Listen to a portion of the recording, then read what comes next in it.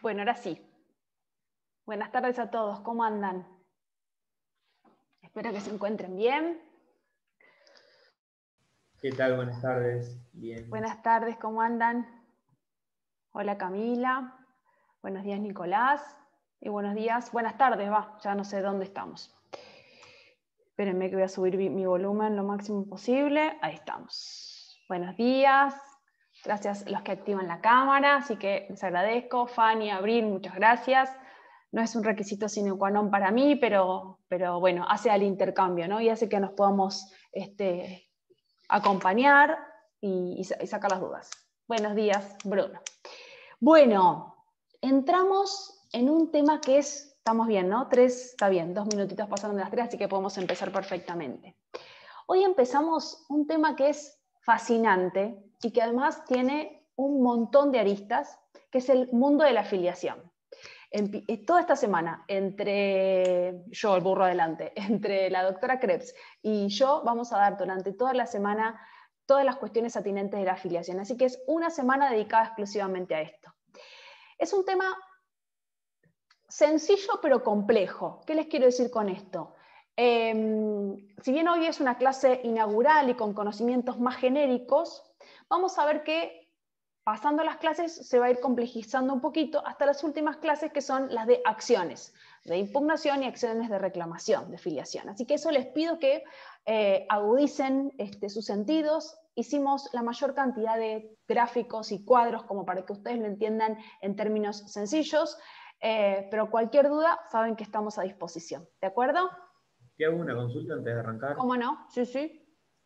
¿Se sabe lo del parcial cómo va a ser? Viste que ahora es virtual.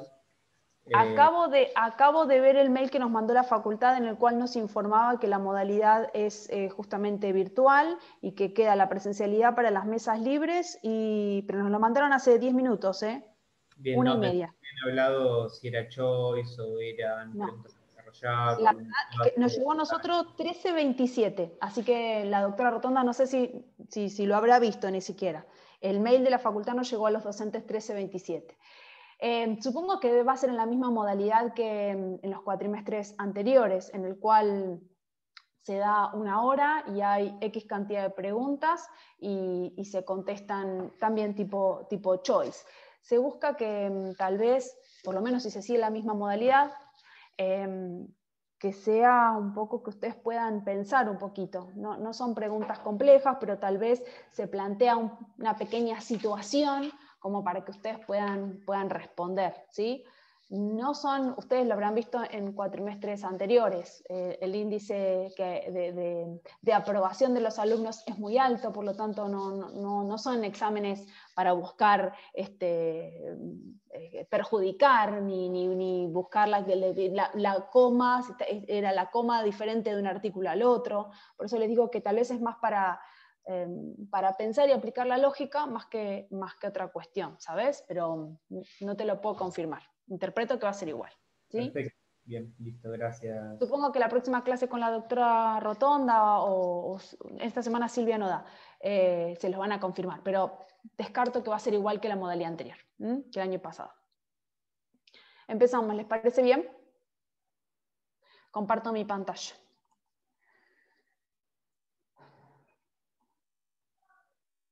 Bueno, vamos a empezar hoy con la afiliación, unidad 10, los puntos del 1 al 3. Bueno, ¿qué dice el artículo 558? Perdón, Sí, no sé si soy yo, pero no está compartiendo pantalla. Ay, perdón, no. Tenés razón. No sos vos, soy yo. Mil disculpas. Me copé en empezar, nomás.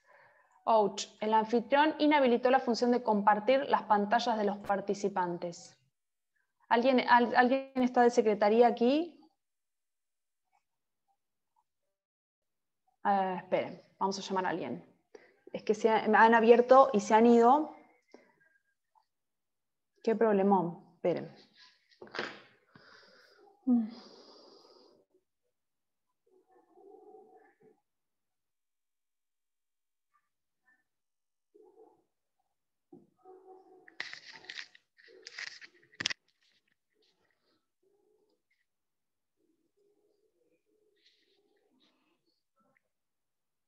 ¿Cómo andás, Alan? ¿Todo bien?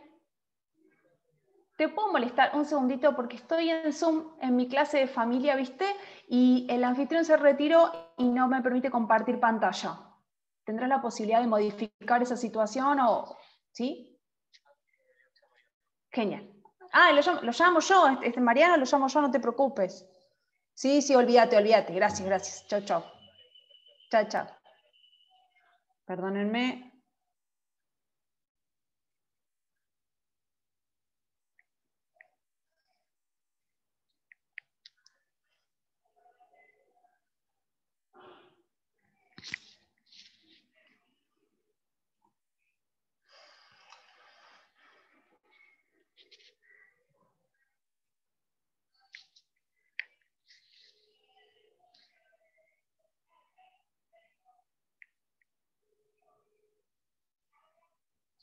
¿Cómo andás, Mariano? Te puedo pedir, tengo la función de compartir inhabilitada. ¿Vos me lo podrás habilitar un segundito en el familiar? ¿O estás cerca de una compu? Gracias, muy amable. Un besito. Chao. Bueno, bancamos un segundito. Y empezamos. ¿Alguien leyó algo de filiación? Van a ver que les va a encantar. Es súper entretenido. Porque además es algo distinto y hay un montón de situaciones. A mí me gusta siempre, a mí me ha servido cuando estudiaba, todas esas situaciones que son atípicas o que tienen que ver, qué sé yo, con la farándula, cosas que salen en la tele, eso me ayuda a adquirir conceptos. En esta materia tenemos Fangio, ¿no? ¿Alguien leyó o alguna vez escuchó todo el tema de la afiliación de los hijos de Fangio? Sí, yo soy de Balcarce, así. ¿Cómo? Soy de Balcarce, así que... Ah, ¿la tenés re clara entonces, o no? Fíjate, Mariano, acá te veo, ahora usted es el hospedador, ahí puedo compartir. Gracias, Mariano, gracias. Bueno, comparto mi pantalla y les cuento. Bueno, fíjense, cuando hablemos de impugnación o acción de reclamación de filiación, bueno, y prueba y exhumación de cadáver, Fangio es un gran caso, así que lo vamos a recordar. Acordate que lo charlamos esta semana doy Zoom, lunes, miércoles y viernes. Creo que es la clase del viernes, ¿de acuerdo? Las 3 las voy a dar con Zoom porque es tan interesante el tema y además es necesario que ustedes lo puedan, es fácil, pero solo tienen que como focalizarse en las acciones, ¿sí? Bueno, ahora sí, empezamos la clase. Ahora sí se ve con pantalla compartida, ¿verdad? Excelente. Sí, perfecto. Bueno, achico aquí un poquito las caras, así puedo... Ahí estamos. Bueno, filiación, unidad 10, ¿no? Unidad 10, puntos 1 a 3. Perfecto. Fíjense, el actual Código Civil y Comercial incorporó una tercera fuente filiatoria, que es las técnicas por reproducción humana asistida. 3 son las fuentes de la filiación. La fuente por naturaleza, la adopción, y se incorpora las técnicas de reproducción humana asistida. Y vamos a ver por qué el codificador interpretó que era necesario incorporar esta tercera fuente. Y tiene su sentido y tiene su función en virtud de la importancia que tiene. Fíjense el artículo 558, fuentes de la filiación. Igualdad de efectos. La filiación puede tener lugar por naturaleza, mediante técnicas de reproducción humana asistida o por adopción. La filiación por adopción plena, por naturaleza o por técnicas de reproducción humana asistida, matrimonial o extramatrimonial, surten los mismos efectos conforme a las disposiciones de este código. Ninguna persona puede tener más de 2 vínculos filiales, cualquiera sea la naturaleza de la filiación. Este artículo 558 me da un montón de información que ahora vamos a empezar a desmenuzar. En primer lugar, fíjense, si tuviera acá el pizarrón se las marcaría. Establece cuáles son las fuentes de la filiación. Las fuentes de la filiación son 3, por naturaleza, por técnicas de reproducción humana asistida o por adopción. Fíjense que la filiación por naturaleza es la que establecía el Código de Vélez en la redacción original. ¿Y cuál es la causa fuente de la filiación por naturaleza? La identidad biológico-genética, es decir, la filiación producto de las relaciones sexuales. Años después se incorpora la filiación adoptiva al Código de Vélez en el año 1948. ¿Y cuál es la causa fuente de ese tipo de filiación? Hay un juez que dice, usted a partir de ahora pasa a ser el padre de, usted es el hijo de, a partir de ahora. Hay una resolución judicial. Por lo tanto, la causa fuente es una sentencia judicial, que es el juicio de adopción, que establece o hace nacer este vínculo filiatorio. Y finalmente, el Código Civil y Comercial en el año 2015 incorpora la tercera fuente de la filiación, que son las fuentes por técnicas de reproducción humana asistida. ¿Y cuál es el origen? ¿Es la genética? No necesariamente. ¿Es una sentencia judicial? No. Es algo distinto que tiene que ver con lo científico y con la voluntad de las personas. Yo deseo ser padre, yo deseo ser madre, pero puede ser que no lleve mi hijo, mi material genético. Puede ser que sea producto de la ovodonación o de la donación de semen. Por lo tanto, no importa la carga genética, porque seguramente si yo le hago un examen de ADN, ese hijo no es mi hijo, porque no tiene mi carga genética. Pero si yo tengo el deseo, la voluntad, por lo tanto, la fuente de las técnicas, de la afiliación por técnicas de reproducción humana asistida es la voluntad procreacional, es el deseo de ser padre, la voluntad de ser padre.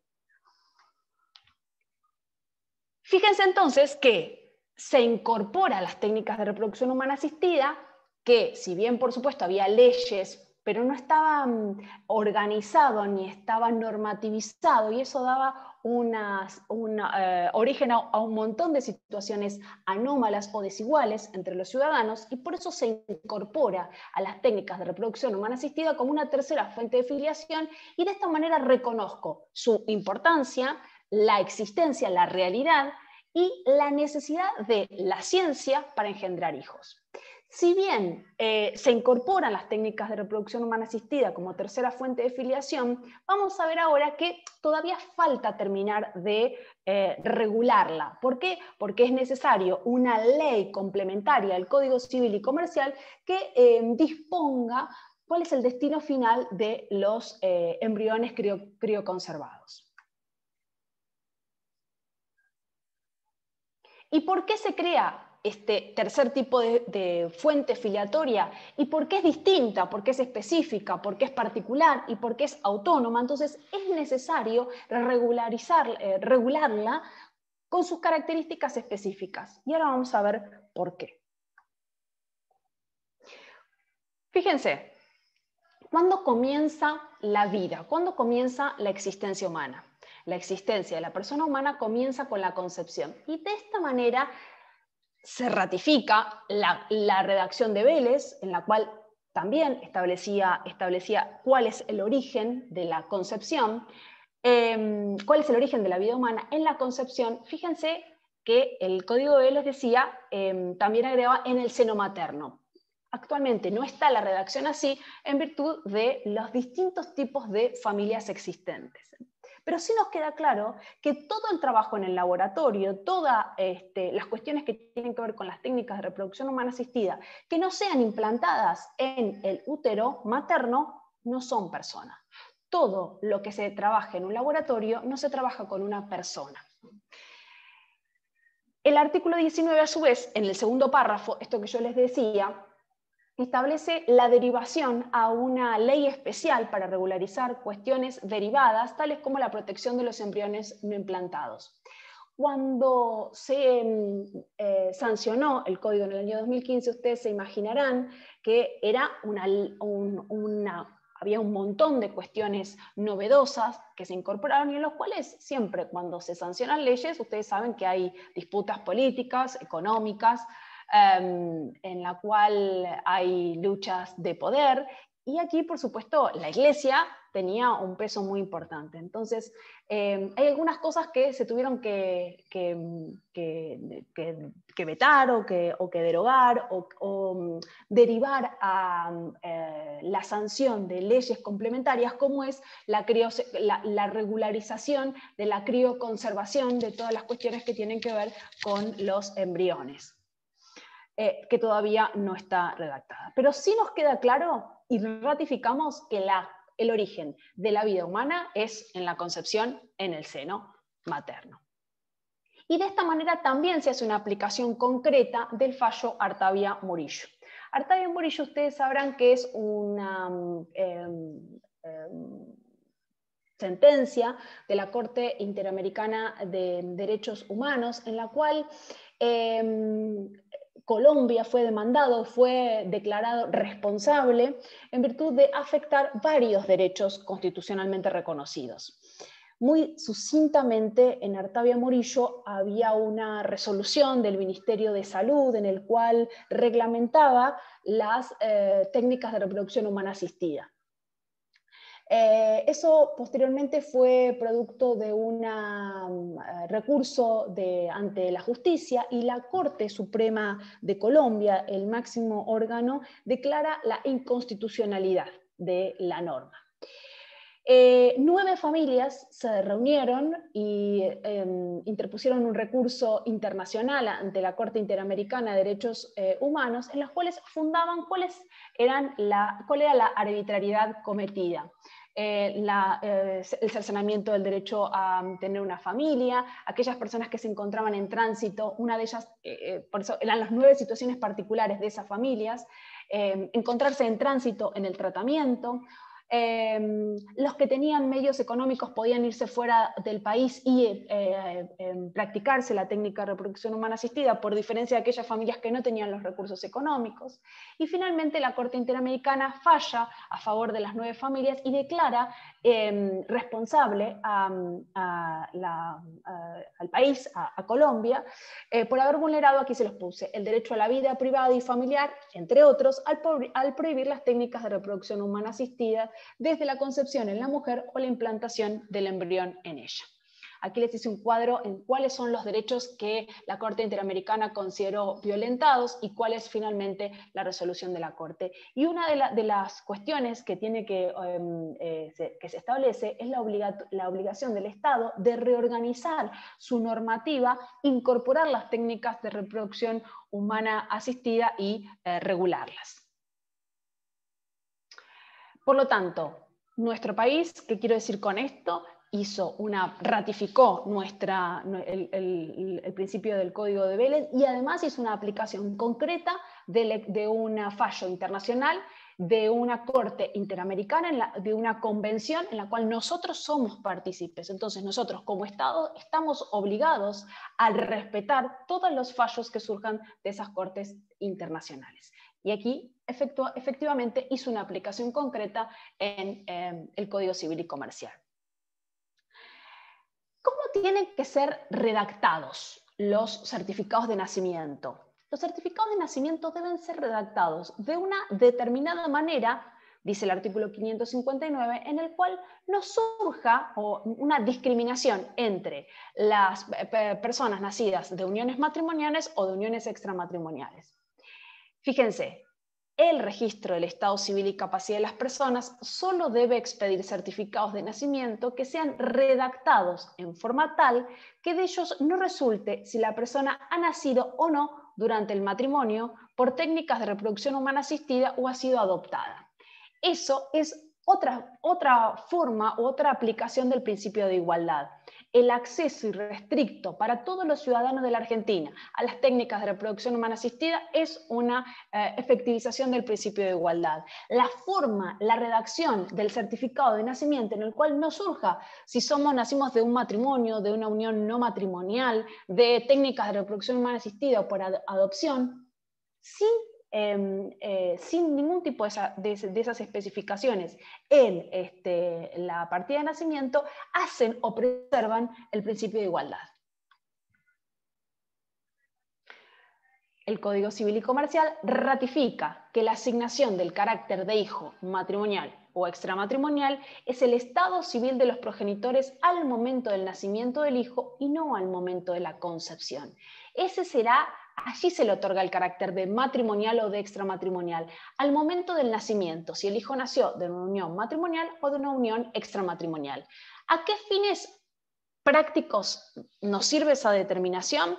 Nos sirve para las acciones de reclamación o las acciones de impugnación de filiación, pero no para hacer una diferencia entre los hijos habidos de uniones matrimoniales y de uniones extramatrimoniales. Por supuesto que los hijos son todos iguales y tienen exactamente los mismos derechos, hayan nacido de una unión matrimonial o de una unión extramatrimonial, pero sí nos sirve para saber qué tipo de acción yo tengo que entablar para reclamar o para impugnar. Y ya vamos a ver por qué. Por lo tanto, acá les pongo en la filmina, el Código Civil y Comercial introduce 3 cambios. Se reafirma que la calidad de hijo matrimonial o extramatrimonial no deriva de la concepción, sino del momento del nacimiento. Segundo, reafirma que las técnicas de reproducción humana asistida constituyen un tipo filial a cuyos niños nacidos de esas técnicas les cabe el correspondiente certificado de nacimiento con las previsiones que allí se disponen. Y en tercer lugar, la extensión a la filiación adoptiva en general, tanto plena como simple. No importa si la sentencia de adopción es simple o plena, eso no tiene por qué constar en el certificado de nacimiento. Cuando comenzamos la clase, ¿hasta acá vamos bien? Cualquier cosa me paran si hablo muy rápido o si hay algo que no se entiende. Hasta ahora no hemos aportado más que decir que hay 3 fuentes de la filiación, por naturaleza, por adopción y por técnicas de reproducción humana asistida. Y además dijimos que se establece, hay un principio de igualdad entre los 3 tipos filiatorios. Por eso, en la redacción del certificado de nacimiento, 559, nada debe decir en relación a esto, ninguna diferenciación debe decir en relación a cuál es la fuente de la filiación. Y además, seguimos con el 558, fíjense que yo les dije hace unos minutos que el 558 nos daba mucha información. Primero, cuáles eran las fuentes de la filiación. En segundo lugar, fíjense, la segunda parte del párrafo, que todas las fuentes de la filiación tienen los mismos efectos, tienen las mismas, que es una aplicación del principio de igualdad. Y la tercera cosa que nos dice el 558 es que ninguna persona puede tener más de 2 vínculos filiales, cualquiera sea la naturaleza de la filiación. Una persona puede tener 2 padres, un padre y una madre, 2 madres, 2 padres, pero no 3. Y si yo tengo una filiación y viene un señor y me dice, no, yo soy tu padre, primero voy a tener que desplazar mi filiación anterior para ser reconocido por mi padre biológico. Ahora bien, qué interesante, sí, yo puedo tener un padre y una madre, 2 padres, 2 madres, una madre, pero ¿qué pasa si tengo 3? ¿Sí? ¿Alguien me habló? No, perdón, no, Cristina, ¿qué tal? Justamente iba a preguntar, porque tenía entendido que ya había algún fallo o algún planteo respecto, pero no sabía que venía este tema, me callé, no dije nada. No, está copado este tema, viste que yo, no sé si estabas desde el principio, la filiación trae un montón de situaciones novedosas para que podamos conversar.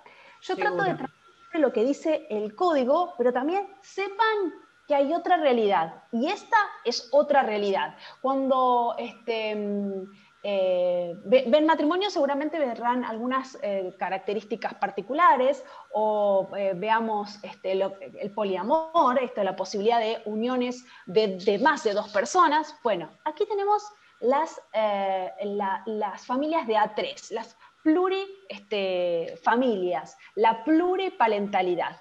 ¿Qué quiere decir esto? La regla es, y esto por favor es lo que van a poner en el examen, la regla es que nadie puede tener más de 2 vínculos filiales, ¿sí? Pero hay situaciones en las cuales se han presentado excepciones. La triple filiación. Fíjense, esto es de hace bastante, era cuando Scioli era gobernador, así que bastantes años atrás. Anotaron al primer bebé con triple filiación en la Argentina. Es un matrimonio igualitario de 2 mujeres marplatenses. Fue registrado hoy en Mar del Plata, llevará los apellidos de sus dos madres, unidas en matrimonio igualitario, y el de su padre biológico. Es también el primer caso en América Latina. Fíjese que acá abajo es de la capital, 23 de abril del 2015.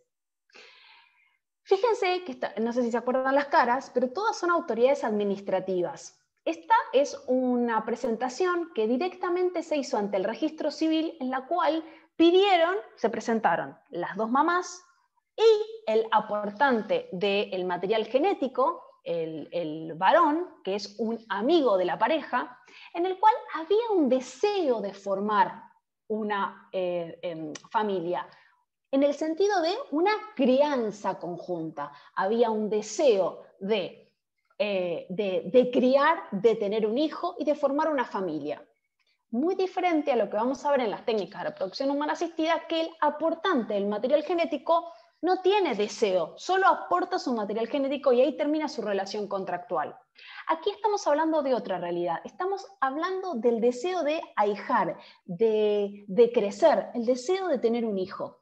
Y aquí en este caso había una madre gestante, que era del matrimonio igualitario, una de ellas era la gestante, otra de la cónyuge era la aportante del material genético femenino, y el amigo de la pareja era el aportante del material genético masculino. Y en esa posibilidad de ahijar es que se presentan los tres ante el registro civil e inician un expediente administrativo ante el registro civil solicitando la inscripción con la consignación. Vieron que cuando recuerdan la partida de nacimiento siempre tenemos dos lugares, ¿no? Bueno, pedían la posibilidad de consignar los tres vínculos filiatorios. Ello tuvo acogida, fue aceptado e inauguró este camino de la posibilidad de incorporar los tres vínculos filiatorios. ¿Cuál es mi única observación a este caso, que es el caso de Antonio, se llama el nene? Que se hizo todo el trámite en la vía administrativa. Esto fue antes, fíjense, 23 de abril del 2015, antes de la sanción del Código Civil y Comercial, que fue el 1 de agosto del 2015. O sea, imagínense que estábamos en el Código de Vélez. No había ningún tipo de cuestión normativa al respecto. Y se presentó a través de la vía administrativa y el jefe del registro civil de la provincia de Buenos Aires dijo, sí, perfecto, le hacemos acogida y aquí se terminó la historia. Interpreto de que esto tendría que haber tenido su camino judicial porque era una excepción. Pero bueno, aquí saben que tiene que ver mucho también la política o el deseo de quien dice primero aquí estoy, y se hizo todo en la vía administrativa. Después de este caso hubieron varios más. Susana y Valeria son una pareja unida en matrimonio igualitario y desde hace un año son madres de Antonio. Esta es la historia de la familia marplatense, quien al nacer fue inscripto con los dos apellidos, pero ahora Hernán, padre biológico y también presente en la crianza, le dará su apellido. El pedido fue solicitado al Registro Provincial de las Personas con conformidad de las madres y autorizado por el gobierno bonaerense. De este modo se convirtió en la primera inscripción de este tipo en América Latina. Entre los fundamentos de la decisión, firmada por Claudia Corrado, titular del registro, fíjense que es todo administrativo, se señala que el papá del pequeño no renunció a su derecho a reclamar la filiación en el marco del procedimiento de fertilización asistida y aún más expresó libremente que es padre biológico y que comparte el interés superior del niño, que también persiguen Susana y Valeria.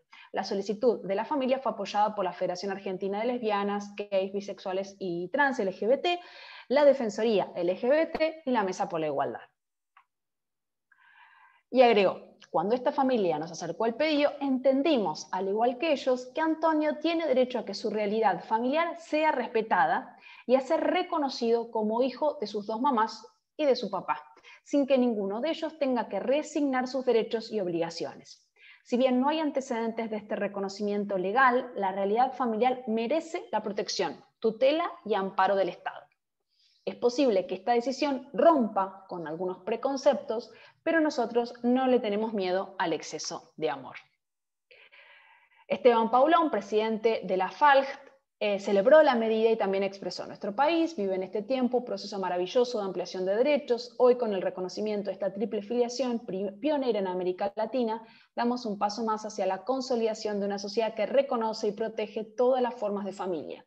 sin dudas estamos abriendo una puerta hacia un país mucho mejor, con más felicidad y que garantice el derecho de todas y de todos a formar una familia y a vivir en plena libertad. Bueno, aquí siguen diciendo. Aquí está la nota del diario, por si ustedes la quieren linkear. Este es otro caso, traje algunos a título anecdótico, ¿sí? En el cual también en el registro civil, fíjese, porteño, Furió Carri de León Ross se ve representado legalmente por su verdadera familia, quienes festejaron que el registro civil acepte su pedido para elegir la disposición de sus apellidos. Furio es hijo de la cineasta Albertina Carri, la periodista Marta Dillon y el diseñador gráfico Alejandro Ross. Fíjense que tiene la aportación de todos los apellidos. Bueno, este es un camino que se imaginarán, hay varios fallos más, por eso es importante que esté reglamentado. ¿Por qué? Porque si no queda al arbitrio del juez o de la autoridad política de ese momento. Es siempre preferible que todo esté reglamentado. Uno puede adherir o no, pero es mucho mejor porque si no se deja al arbitrio de las subjetividades. Perdón, yo te hago una preguntita, discúlpame. Dale. En Sí. el caso el caso marplatense, los actores activos, digamos, fueron 3, porque si no entendí mal, una fue la mamá, que fue la que aportó el vientre, Claro. Después su pareja aportó material genético, y el varón, obviamente, el material genético. En este caso, eran los 3 protagonistas activos. ¿Qué pasa si, por ejemplo, hubiese habido una protagonista pasiva, digamos, o mejor dicho, una persona pasiva? Una donante anónima. No.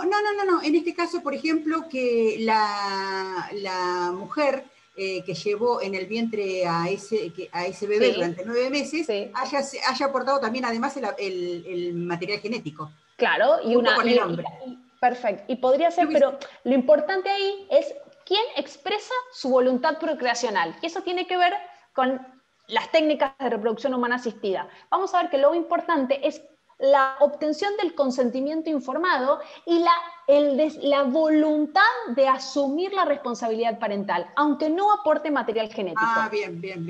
¿Sí? Se podría haber dado igual. Bien, gracias. Exactamente. Fíjate que acá en este cuadro te voy a hacer la diferenciación entre qué es lo importante. Yo puedo estar en una técnica de reproducción humana asistida en el cual se aporta material genético donado, anónimo, tanto óvulo como espermatozoide, y que no tenga nada mío.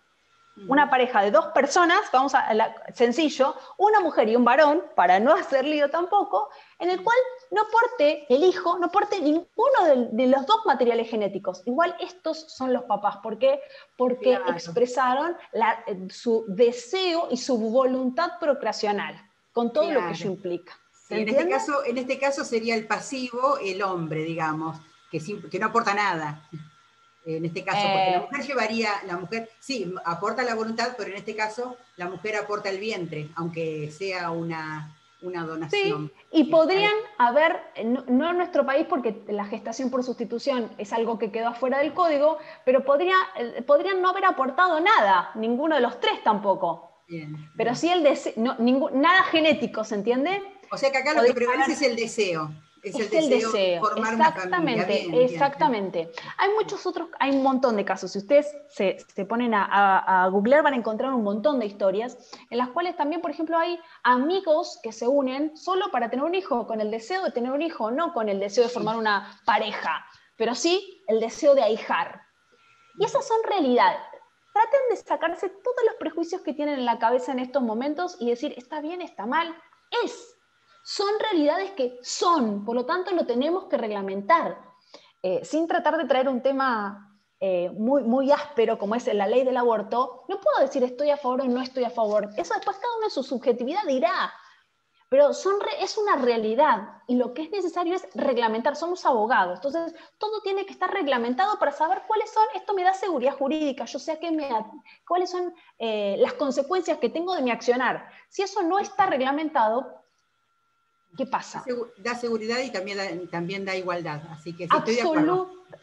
Absolutamente. Vos fíjate que lo que queda en bache, por ejemplo, de las técnicas de reproducción humana asistida, es toda la cuestión que tiene que ver con los embriones. crioconservados. Sí. ¿Qué pasa con los embriones crioconservados? Entonces, es un contrato particular que yo tengo con la empresa que me guarda los embriones, ¿no? De un procedimiento de técnica de reproducción humana asistida se hacen 3 embriones. Me implanto 1. ¿Qué pasa con los otros 2? ¿Cuál es el tiempo que la empresa, ¿no? Que el estudio, que el laboratorio debe conservarlo? ¿Me lo tiene que entregar? ¿Lo destruye? Entonces, todo entra en el contrato que yo firmé con esa empresa, lo cual puede llegar a traer un montón de irregularidades. Por eso debe estar regulado. ¿De acuerdo? Bien. Gracias. No, por favor. Bueno, seguimos entonces. Esto es lo que hablábamos con Cristina, digamos, 3 son las 3 fuentes de filiación tienen 3 aspectos absolutamente distintos en su base. La biología, una en la cual la fuente por naturaleza, el origen es la biología. El padre y la madre es el 50% de lo que circula por mi cuerpo, tiene carga genética del padre y el otro 50% de la madre. Esa es la biología. La voluntad sexual de la unión sexual es la libertad de mantener relaciones sexuales que pueden estar unidas o no al deseo de procrear.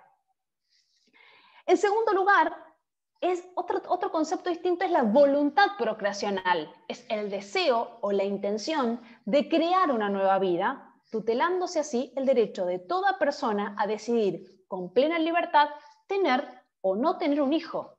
Y aquí es donde se incorpora todo el debate en relación al aborto, ¿no? En la voluntad procreacional puede estar unido a la fuente por naturaleza y a las técnicas de reproducción humana asistida. Pero aquí es el deseo de ahijar, el deseo de tener un hijo. Y en tercer lugar, la responsabilidad procreacional. La unión sexual produce la fecundación. Nace una responsabilidad directa sobre los progenitores respecto de la persona por nacer. Son 3 conceptos distintos. Una cosa es tener relaciones sexuales, otra cosa es que de esa relación sexual se produzca una vida, y en tercer lugar, otra es, ¿quiero ser responsable o no quiero ser responsable de esa vida? Por eso hablamos de que los conceptos son basalmente opuestos. En la técnica de reproducción humana asistida pueden coincidir los 3, las relaciones sexuales, la voluntad procreacional y la responsabilidad procreacional. Pueden coincidir. En el resto de las técnicas no van a coincidir. Fíjense que en las técnicas de reproducción humana asistida, la concurrencia de los elementos se analiza sin considerar el elemento biológico. ¿Por qué? Porque hay una disociación entre la unión sexual y procreación en la inseminación o fecundación asistida, situación que deriva en una disociación entre la voluntad de la unión sexual y la voluntad procreacional. Aunque, ¿qué quiero decir con esto de la disociación? En las técnicas de reproducción humana asistida, en la cual participen 2 personas, en las cuales participe su material genético, hay un momento en el cual se extrae la muestra genética y un momento distinto en el cual se implanta. Entonces, no coinciden esos momentos. La relación sexual, que probablemente no sea una relación sexual, hay distintas técnicas de reproducción humana asistida, unas ahora vamos a ver, de muy baja intervención o injerencia, como es la estimulación ovárica, y otras en las cuales son de alta complejidad, en la cual implica la extracción de los óvulos y del espermatozoide, la formación del embrión y la implantación. Entonces, en este supuesto de técnica de reproducción humana asistida, claramente está disociada la unión sexual de la procreación. En segundo lugar, el vínculo no se reduce a la pareja casado o conviviente, sino que comprende al equipo técnico médico que colabora desde su saber en el proceso reproductivo. Esto es obvio, ¿no? Cuando hablamos de técnicas de reproducción humana asistida, vamos a ver que necesitamos el consentimiento y además una tercera intervención, que es la médica, ¿no? La intervención médica que permite la formación del embrión. En tercer lugar, hay una disociación entre la verdad biológica y la voluntad procreacional cuando una pareja concurre a material genético de un tercero dador, ya que prima la voluntad sobre lo biológico para la determinación del vínculo. Entonces, fíjense, ¿qué quiero decir con esto? Que puede pasar que hay 2 personas que recurren a una técnica de reproducción humana asistida en la cual se van a someter a una técnica en la cual se le va a incorporar material genético de tercera y cuarta persona. Pueden hasta participar 2 personas distintas, óvulo y espermatozoide donado. Cuarto, se concreta en una sola persona la voluntad y responsabilidad procreacional sin unión sexual cuando una mujer sola decide someterse a un proceso de inseminación o fecundación asistida. Fíjense, una sola persona puede ser el artífice de una vida cuando se somete en forma monoparental a una técnica de reproducción humana asistida. Por eso digo, las 3 verdades que estuvimos hablando, la verdad biológica, la voluntad procreacional y la responsabilidad procreacional, fíjense cómo juegan en forma distinta en todas estas cuestiones.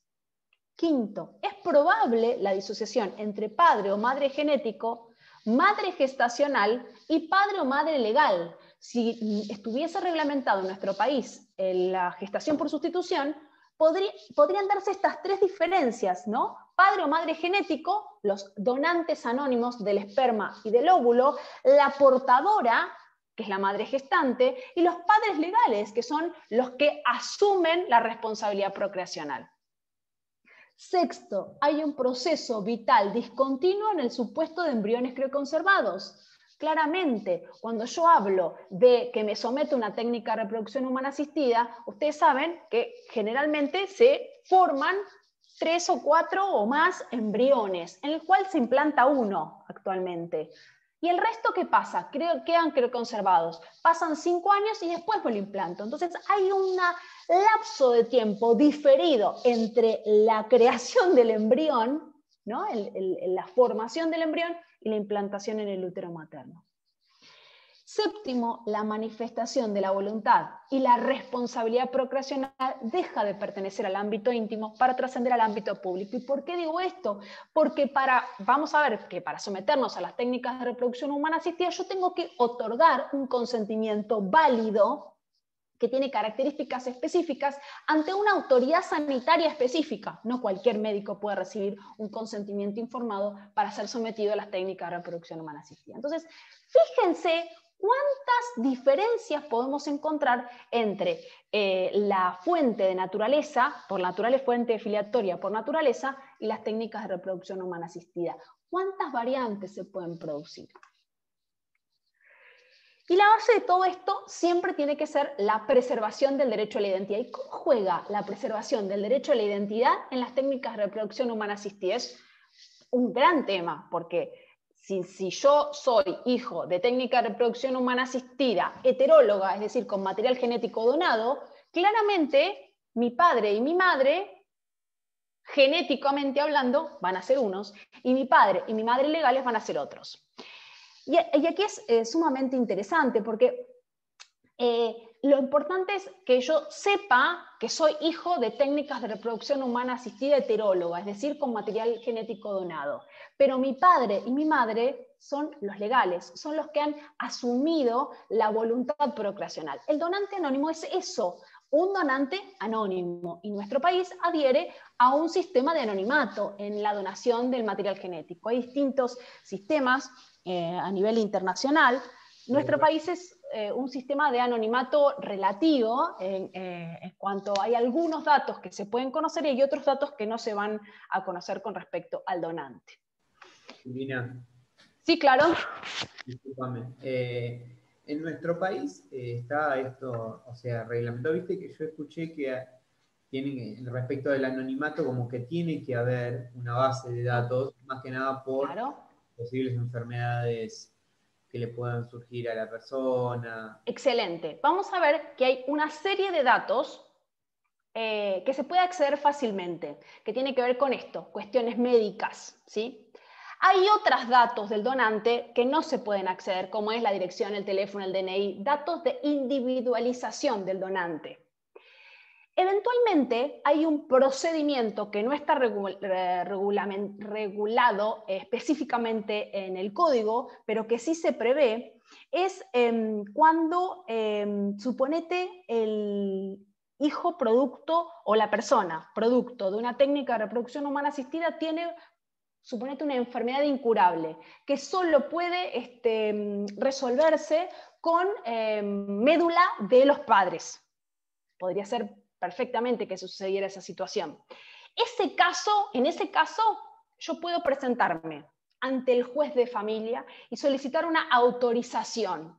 Esa autorización es para que se revelen los datos del donante anónimo. Pero ¿cómo es el procedimiento? El juez va a citar en reserva al donante y le va a preguntar, le va a tomar su voluntad de si quiere o no quiere participar en ese procedimiento médico o en revelar su identidad.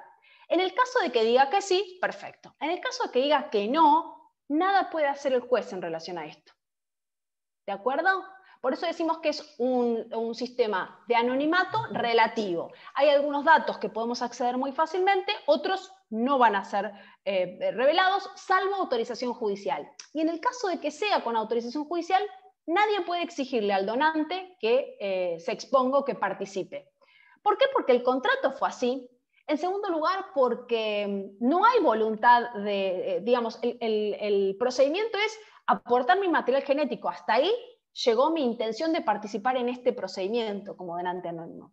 Y por otro lado, si pusiéramos un sistema en Argentina que no hubiera anonimato, es decir, un sistema abierto, y la verdad es que Argentina está desarrollándose con este tema, es un país muy prejuicioso y conservador, y la verdad es que poca gente se animaría a decir yo soy donante de esperma, con todo lo que esto trae, ¿no? Por lo menos ahora, qué sé yo, en un futuro tal vez será distinto, pero sí es necesario mantener este anonimato. ¿Sí? Profe, tengo una consulta. Dale. Cuando usted habla de donante y de Sí. contrato, generalmente es por contraprestaciones los contratos o son... No, es gratuito. Gratuito. Y Gratuito. la otra consulta es si acá en Argentina tengo entendido que en algunas circunstancias las obras sociales deben proveer este sistema a las personas que quieren Claro. formar una Ahora familia. vamos a ver unas filminas más adelante que está obligado tanto en el Estado, en el sistema sanitario público, como todas las obras sociales a cubrir las técnicas de reproducción humana asistida. Ahora lo vamos a ver eso. Sí, correcto, tenés toda la razón del mundo, ¿sí? Bueno, espérenme que voy a achicar un poquito acá, así puedo... ahí estamos. Bueno, estábamos hablando de la identidad, ¿no? ¿Qué es esto de cuántos son los datos que yo puedo obtener y cuántos datos no? Mi identidad también, la identidad es un concepto dinámico que no solo tiene que ver con mi realidad biológica. Yo soy, dice Fernández Cesarego, dice Adriana Krasnov en una filmina anterior que yo les había puesto, que es un proceso, digamos, la creación de mi identidad. Un proceso o camino que se inicia con la concepción y termina con la muerte, siendo el origen el primer eslabón de esta cadena y no el único eslabón que integra este derecho. Cuando yo hablo de identidad, hablo sí de mi origen, por supuesto, de mi origen genético, pero también de mi formación, de las personas que me han aportado algo, de mi idioma, de mi cultura, del lugar donde vivo, de la ciudad donde vivo. No es lo mismo vivir en Mar del Plata que vivir en Jujuy o vivir en Tierra del Fuego. Todo hace a mi identidad, todo hace a mi cultura. Por eso, cuando hablamos de identidad, no podemos hablar de un concepto único y estático como es lo biológico, sino que es lo biológico y un montón de elementos dinámicos como ser todo lo que nos rodea. Esto está establecido en artículos 7 y 8, por supuesto, de la Convención de los Derechos del Niño, en la cual se habla del derecho a la identidad. El derecho a la identidad no se preserva solo a los niños, esto está claro, ¿no? Bien, pero está especialmente protegido. Una palabra quiero dar a identidad y género, que esto sería una clase paralela, pero también hay que tener en claro que la identidad tiene que ver no solamente con mis órganos sexuales, ¿no? con la forma en la cual nací, sino que tiene que ver con un montón de cuestiones más. Y esto tiene que ver el género, también tiene que ser abordado en esta temática la cuestión del género.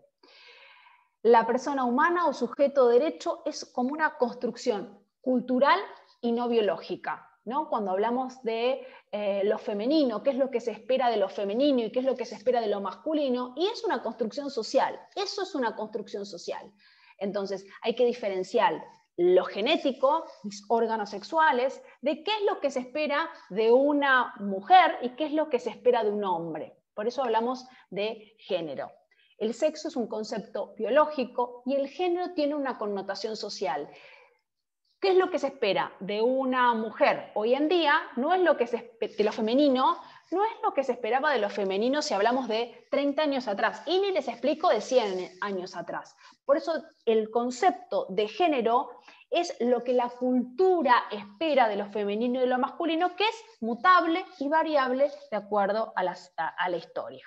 Por eso cuando hablamos de esto, tenemos que despojarnos de todo prejuicio que desde lo biológico pueda condicionarnos, y si bien la esencia es el hombre, tenemos que, fíjense que lo hice así como circulado, como para que vean que el centro es el hombre, pero el hombre está provisto de dignidad, de igualdad y de libertad y de autonomía. Entonces, en ese contexto tiene que ser evaluada la identidad y el género de cada persona. Bien, vamos a hablar de algunas cuestiones sobre las técnicas de reproducción humana asistida. Las técnicas de reproducción humana asistida tuvieron su auge en los años 50 y les permitió a las personas solas, a las personas con dificultades reproductivas y a las personas del mismo sexo acceder a su derecho a formar una familia. Años después de los 50, los doctores Edwards y Stowe comienzan a recoger óvulos para ser fecundados en el laboratorio, y es en el año 1978 que anuncian el primer nacimiento de un embrión in vitro en Gran Bretaña, Louise Brown, conocida como la primera bebé de probeta. Fíjese, hace justamente 40 años, el 25 de julio del 78, Louise Brown se convirtió en la primera persona nacida gracias al método de fertilización in vitro. El primer bebé probeta de la historia era en realidad una bebé y fue concebida en una probeta ocurrida en el Hospital Oldham en Manchester, Gran Bretaña. Ya debe tener 43 años. ¿Cuáles fueron los primeros bebés de probeta en la Argentina? Es unos hermanos mellizos tucumanos. El nacimiento de los mellizos tucumanos de Laporte marcó un hito.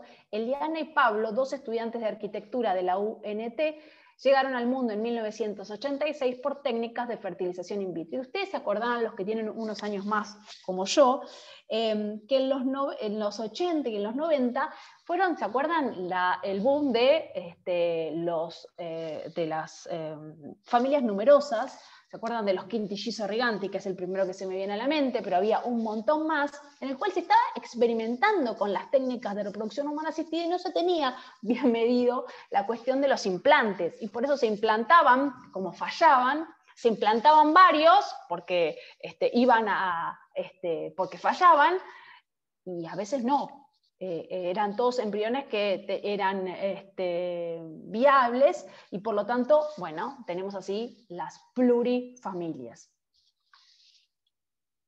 Y esa es la foto de los primeros mellizos de probeta argentinos. Y esto que acá la compañera nos decía, nos adelantaba, es así. Las obras sociales, el Estado y las obras sociales y las prepagas, la medicina prepaga, deben ay, se me fue la palabra, cubrir, asistir, todas las cuestiones que tienen que ver con las técnicas de reproducción humana asistida. Esta ley, que es la ley nacional, la 26862, tiene su antecedente en una ley provincial de la provincia de Buenos Aires, también de la época de la gobernación de Scioli, en el cual se obligaba, era solo para la provincia de Buenos Aires, se obligaba a el IOMA, entonces era para la provincia de Buenos Aires, y obligaba solamente al IOMA a cubrir los tratamientos de técnicas de reproducción humana asistida. ¿Y por qué se hizo esta ley? Porque eran tantos los amparos en esos momentos, creo que era en el 2011 fue, que redactó una ley específica en la cual se obligaba a la obra social del Estado e invitaba al resto de las obras sociales de la provincia a cubrir los tratamientos. Pero bueno, era limitado solo a la provincia de Buenos Aires, al IOMA y además a uniones matrimoniales. Era como bastante limitada. Esta ley nacional posterior es más amplia. Ahora vamos a ver por qué. La presente ley tiene por objeto garantizar el acceso integral a los procedimientos y técnicas médico-asistidas de reproducción médica asistida. A ver, ¿por qué estamos hablando? Y omití decir esto, pero deduzco que ustedes se dieron cuenta. Digamos, ¿por qué estoy hablando de la necesidad de una cobertura médica? Por el costo. Ustedes se imaginarán que el costo del acceso a las técnicas de reproducción humana asistida es sumamente alta. No todos somos, yo les decía que me encantan los chismes o me encanta traer personajes públicos para hablar de esto, no todos somos Florencia de la B, no todos somos, ¿cómo se llama la rubia esta? Está Marley, está Marley, Evangelina Arneson, Mendoza, Flavio Mendoza también. Mendoza, no, ¿cómo se llama la rubia? Luciana Salazar, ¿no es? Matilda. Luciana Salazar. No todos tenemos esa posibilidad de irnos al extranjero.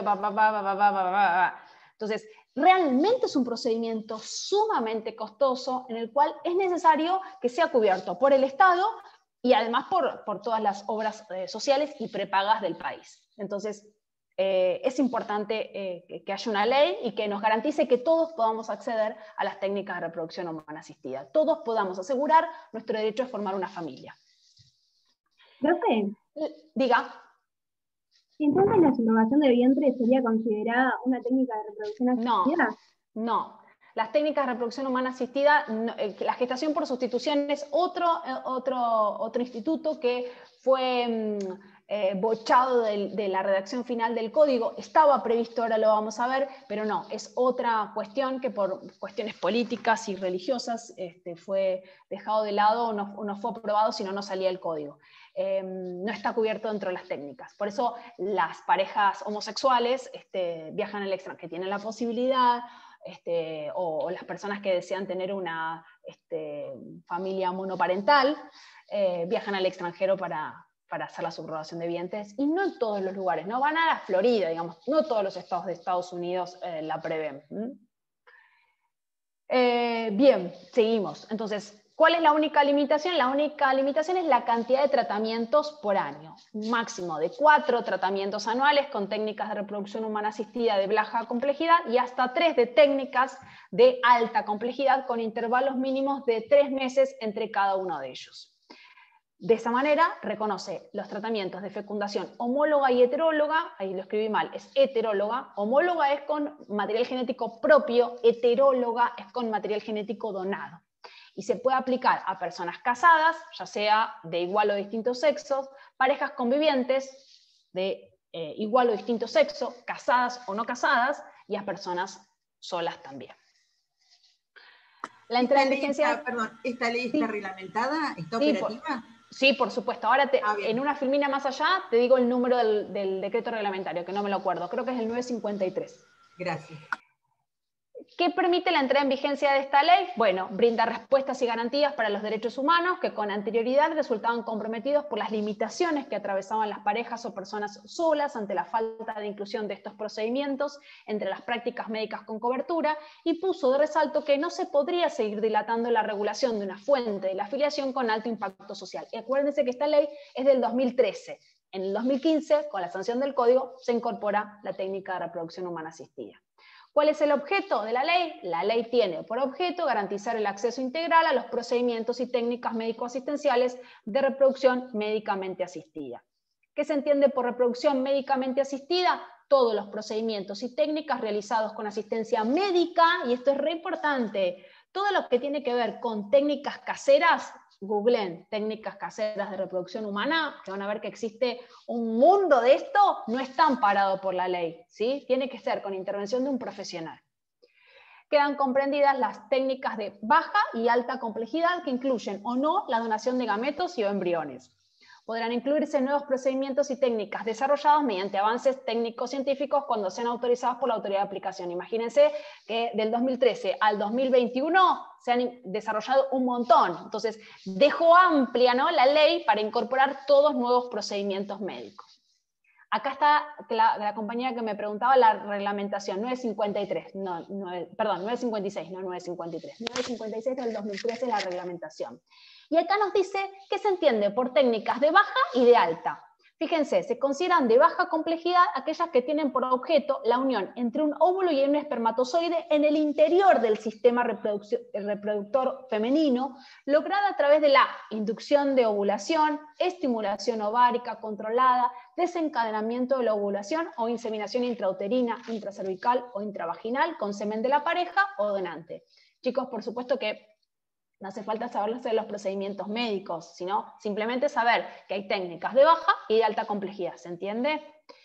¿Y qué son técnicas de alta complejidad? Aquellas donde la unión entre el óvulo y el espermatozoide tiene lugar por fuera del sistema reproductor femenino, incluyendo la fecundación in vitro, la inyección intracitoplasmática de espermatozoide, la conservación de ovocitos y embriones, la donación de ovocitos y embriones y la vitrificación de tejido reproductivo. Bien, entonces, cualquiera sea la técnica, puede ser empleada dentro de un marco de una técnica de reproducción humana asistida, ya sea homóloga o heteróloga. Homóloga cuando se recurre al empleo de material genético propio de la pareja, heterólogo cuando se utiliza material genético de un tercero dador, generalmente anónimo. ¿Quiénes son los beneficiarios? Todas las personas del país, todos los ciudadanos del país, mayores de edad, siempre y cuando otorguen su consentimiento. Y ese consentimiento es revocable hasta el momento de la implantación del embrión en el seno materno. Bueno, ¿lo debe cubrir? Sí, lo tiene que cubrir el sector público, el sector privado, ya sea obras sociales o prepagas. Forma parte de lo que se llama Plan Médico Obligatorio, PMO. ¿Cuáles son los dos institutos que fueron silenciados en la redacción final del código? La gestación por sustitución y la fecundación post-mortem. La gestación por sustitución, fíjense cuáles eran los fundamentos del anteproyecto. Fíjense que estaba bien, ¿no? Que estaba bien. ¿Qué era lo que decía? Se los leo así a grandes rasgos, pero después lo leen. El anteproyecto del Código Civil y Comercial decía, hay distintos sistemas en el mundo, ¿no? Algunos que no dicen nada, silencio, otros que regulan y otros que prohíben. La verdad es que nos encontramos en la presencia de lo que se llama el turismo reproductivo. Esto que no, nos vamos a Miami, me puedo tener un hijo porque allí está previsto y puedo contratarlo porque tengo dinero. Entonces, para evitar todo eso, vamos a regularlo. Esos son los antecedentes. ¿Y qué había que? Cualquiera se podía someter a una gestación por sustitución, y aquellos que se sometía a su cuerpo, que prestaba a su cuerpo, tenía que darse determinadas características o factores. Fíjense qué interesante, ¿no? Primero, que la mujer tenía que ser capaz mentalmente. En segundo lugar, tenía que prestar un consentimiento informado, tanto la portadora como los que iban a ser los progenitores. Que la gestante porte material genético de uno o ambos miembros de los comitentes y no de ella, o sea, digamos, para evitar que se encariñe sería, demostrar los comitentes la imposibilidad de concebir o llevar adelante a término un embarazo, es decir, no cualquiera, no, porque para que no me quede una estría, yo voy a alquilar un vientre, no, o sea, no participaba material genético, la señora tenía que ser capaz, tenía que haber algún problema de concepción. La gestante no aportaba material genético propio, la gestante no recibía retribución, sin perjuicio de la regulación especial pueda reconocerle el pago de gastos razonables. ¿Y qué eran los gastos razonables? Todo el tratamiento médico, por ejemplo, las consultas en el ginecólogo, la internación en la clínica, todos esos sí son gastos que podían pagar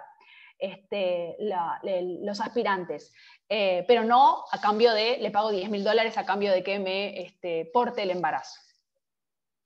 La gestante no podía ser sometida a un proceso de gestación por sustitución más de 2 veces, es decir, que no se transforme en un negocio. Podía hacerlo, pero en el máximo de 2 oportunidades. Y finalmente, el último requisito es que tuviera al menos un hijo. Fíjense que de esta manera el anteproyecto preveía la posibilidad, ¿no? Era como que tenían en cuenta varias situaciones, ¿no? Y que evitaba que esto fuera un comercio, fuera un negocio. Así que para mí estaba muy bien regulado. Lo mismo con la fecundación post-mortem, otro instituto que fue silenciado en la redacción final. Fíjense lo que dice el anteproyecto. Se regula de manera expresa la cuestión de la fertilización o procreación post-mortem, es decir, la especial situación que se presenta cuando uno de los miembros de la pareja fallece durante el proceso que estas técnicas implican.